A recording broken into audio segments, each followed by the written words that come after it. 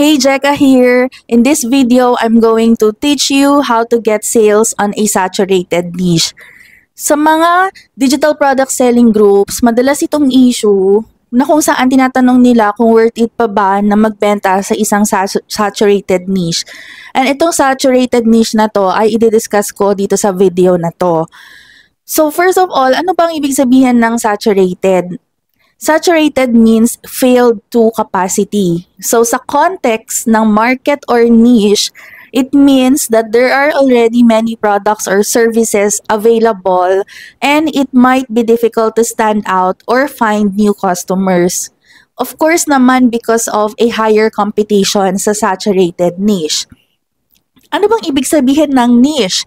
It's a specific, specialized segment or market within a larger industry. So I will give you example. Ang industry is sa beauty industry. And yung mga niches dito or these are the specialized segment or market ay mga skincare routine, mga plus size clothing, and many more. So yun yung ibig sabihin ng saturated and ng niche. Now, to give you a quick story about my shops, sa Rocket PH shop ko, I'm selling two different products. Kaya I decided to open two Rocket PH shops. Yung una is binibenta ko mga SMM or VA essentials. And then the second one is about sa wedding. Na-discuss ko na to dun sa previous na video. Panoorin nyo na lang yon. Sa Etsy shop ko, sa first Etsy shop ko, it's focused on business.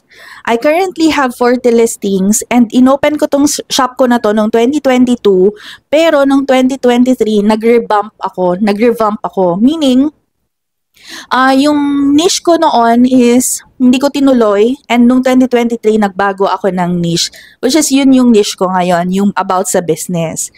Sa aking second naman na Etsy shop, I sell Notion templates. And it has less than 20 listings and nag-start lang yon nitong 2024. Bakit ako nag-decide na mag-open ng second shop? Bakit hindi ko na lang ibenta dun sa previous na shop ko?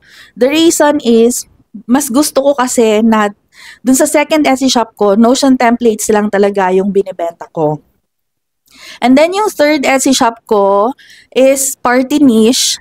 And ito yung kaka-open ko lang nung August and it currently has 30 plus listings.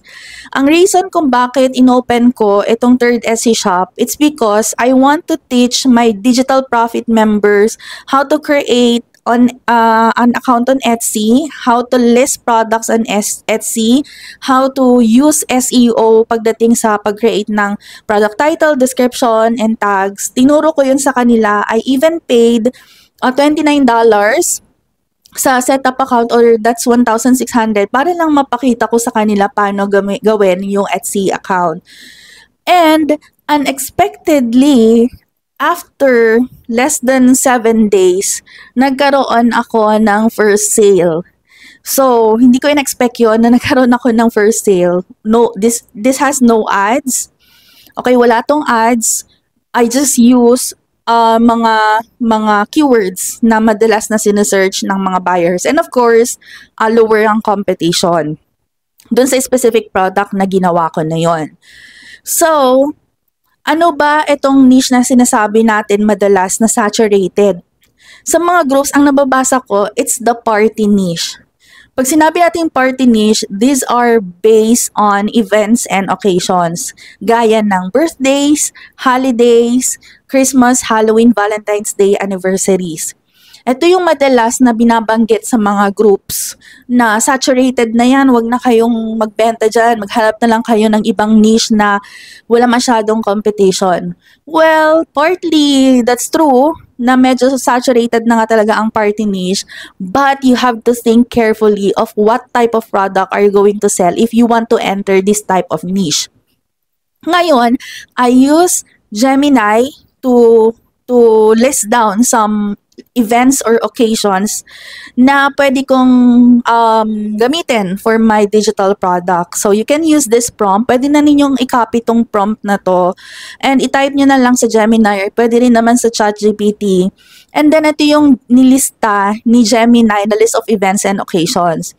Imagine, sa holidays pa lang, meron ang dami ng list of events na pwede kong gawan ng products under party niche, like Christmas, Halloween, Valentine's Day, Mother's Day, etc.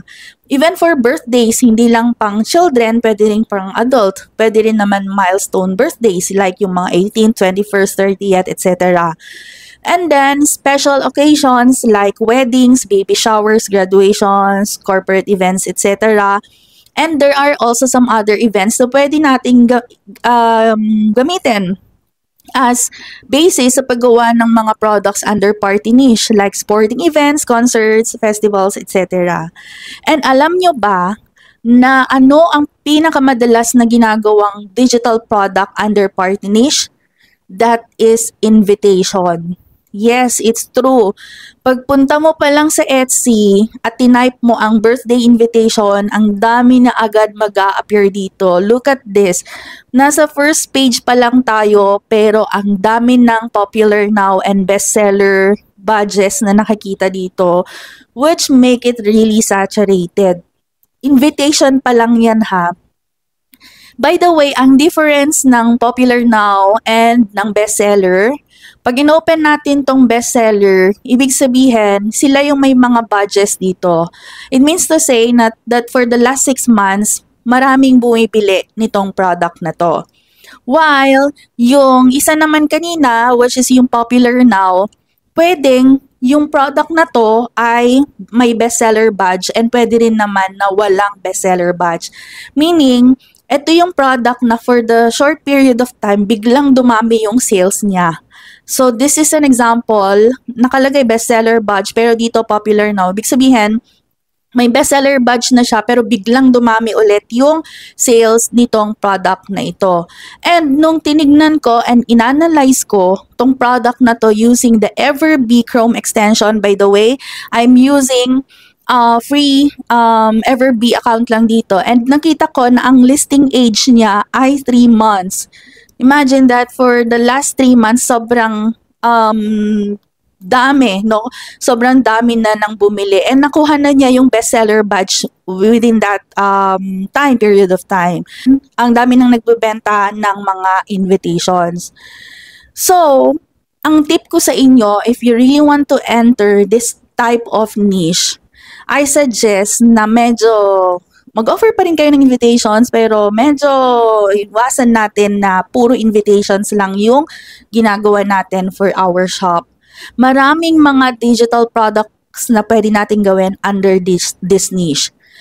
Number 1, you can create bundles.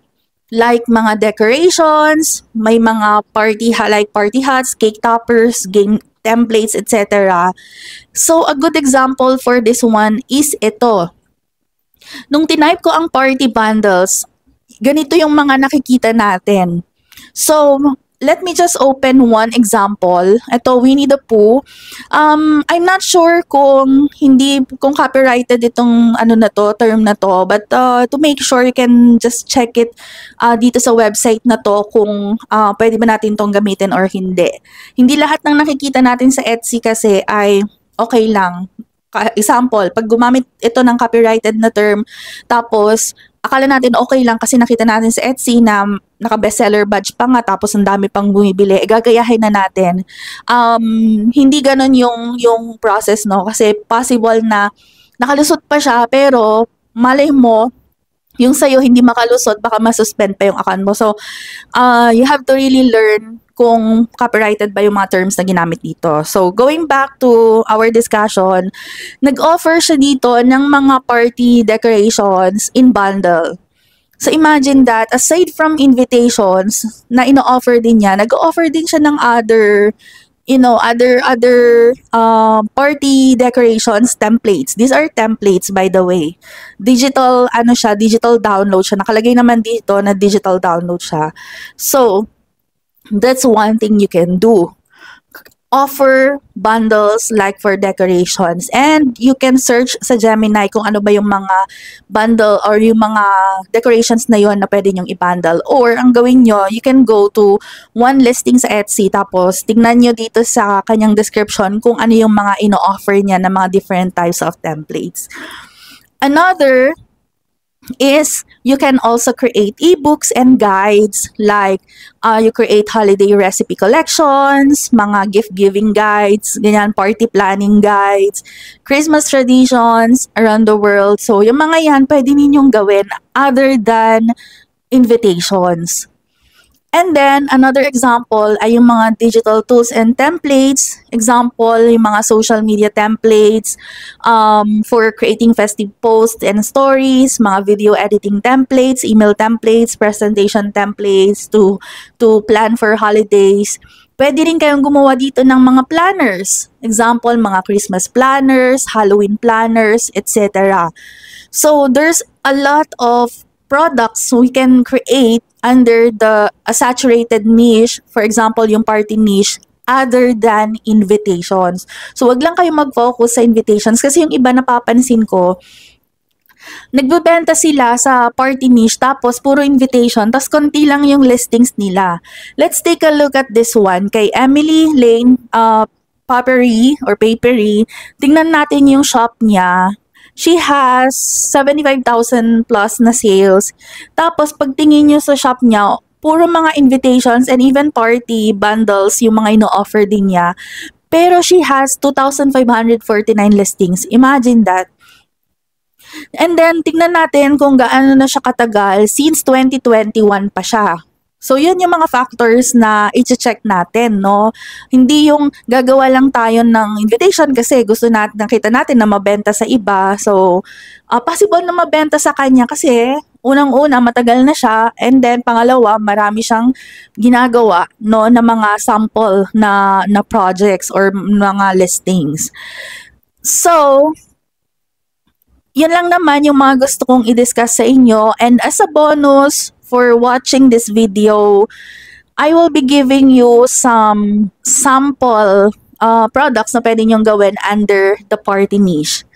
So, sa Christmas, ang sub-niche na napili ko is sa Christmas. This is under the party niche. So, na-search ko dito is yung Christmas bingo.